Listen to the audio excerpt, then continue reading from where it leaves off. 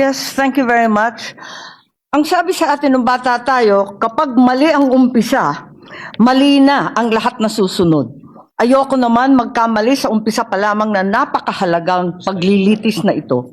Unang-una, paulit-ulit na nating sinaad na ang ating saligang batas ay hindi maaring baluktutin.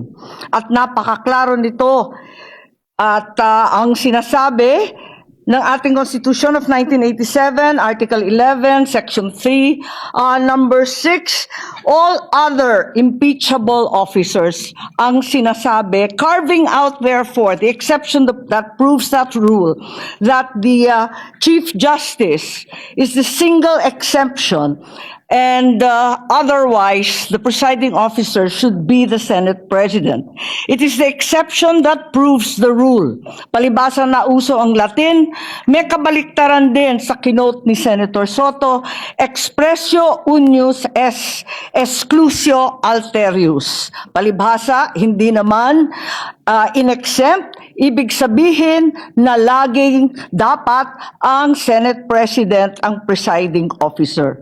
Ikalawa, nakita naman natin ang mga debate, ang listahan ng mga sinabi at paliwanag nung dating Chief Justice natin, si Mr. Davide, nung panahon, nung convention. Contextual reading and the thorough debate do not allow for any interpretation whatsoever.